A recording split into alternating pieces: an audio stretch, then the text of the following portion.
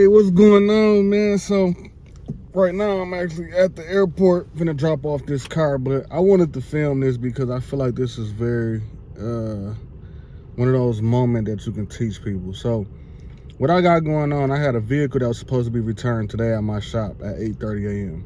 The car is not back. It is almost 2:30 p.m. So first and foremost, right, I can track my car. Right. So the guest says that the car she woke up late. Fine, cool. Prior to that, I checked the location of the car. The location kept changing. I don't really got nothing to say about that. The proof is in the pudding. Cool. So fast forward, now I just get a message from her that says the car has to be picked up. Okay. So the car is normally supposed to be returned to my location, the same location that they picked up from. But in situations like this, you know, you have to go get your vehicle. So what I'm about to do is I'm finna actually go get the vehicle after I leave here from, I'm at the airport now. I'm finna drop off a vehicle to a guest. But when I leave here, I'm headed right over to get the vehicle, pick up the vehicle. Guys, this is one of those moments, right, where you don't get angry with a guest who has your vehicle. You know, like you don't show aggression, no matter how mad you is or how inconvenienced you is. That person still has your car in their possession.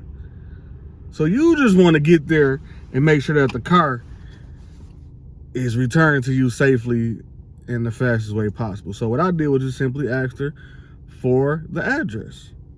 Now, is it inconveniencing me? Of course. Was the car already booked for 1 o'clock today and I had to cancel the trip because of this situation? Of course. But in situations like this, right, Turo will compensate you for late return. I'm sure it's probably low on gas. I'm sure it's probably smoked in.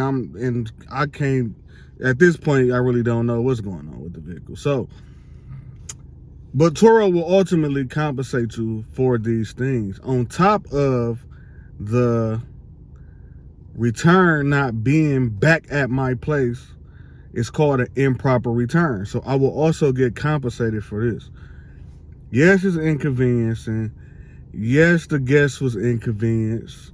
That had the upcoming trip, yeah, they was inconvenienced.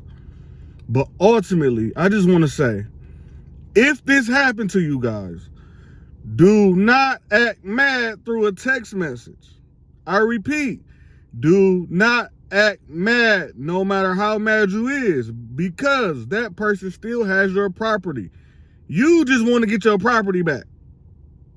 That's it. That is your goal, is to get your property back, not harmed. The rest we can deal with.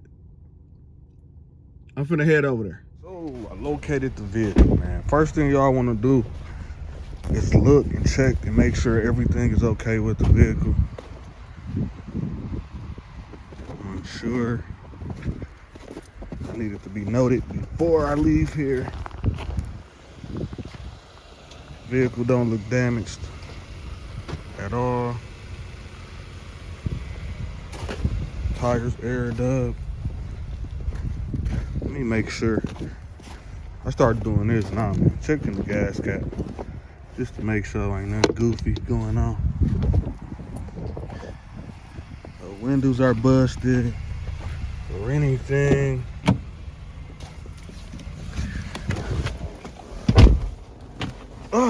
Car's not necessarily dirty.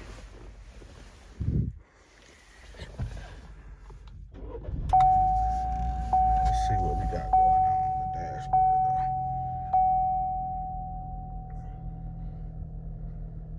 though. Under fueled, like I thought. Like I definitely thought. So yeah, let's get it back to the shop, man. Might as well took the car to the speedway, man, to get the gas that it was missing. The car only took $10 to get it back to where it was, so that's good. Let's take her to the shop. Got the car back to the shop, man. I checked over it once again just because I be having to be short, man. Like, I just be needing everything to be what it's supposed to be. So, real quick, man. In this situation, I thought about it while I was just cleaning it out. She's getting charged for an improper return, additional usage. She didn't refill the gas, so it's an inconvenience fee on top of the $10 that I put in there. What else? All in all, man, for the price of this car a day, she probably finna spend double that when she could have just extended the car. She could have just extended the vehicle, like, or tried to work something out to extend after she inconvenienced the other guests. Like, she could have just extended it. She could have just extended it and just still been in good grace with everything. Normally, right, I do not give bad reviews. Like, that's one of my things. I know things happen. So when things happen and I feel like in my heart that it wasn't on purpose, you arrived late, or, you know, whatever the case may be, I don't give bad reviews. Like, but in this case, when I've been tracking my car all day and you've been feeding me lies all day about where my car at and this, that, and the third, I gotta give you a bad review. Like, and it's against what I believe in, but like, not only did you inconvenience me, you inconvenienced the guests after you, and you just didn't care. Like, you just didn't care at all. So when I'm dealing with selfish people like that, and you know, you got to just pay the price for whatever. So now you got to go to another platform and use another platform, because I'm going to give you a bad review on this one so another host can see how you did me, and yeah, they can probably not rent to you. So yeah, all in all, guys, when this stuff happens, it's all good. Don't worry, don't panic. And if you got a GPS on your car, that's always better. But if you don't, because some of my cars I don't have GPS on, and this had happened before, there's nothing you can do but just sit tight. Don't be mad over a text message, because that person still has your vehicle in their possession. And you want your vehicle back ultimately, because that's how you're making your money. So all in all, keep your cool, keep your emotions, man, and let it play out how it's going to play out.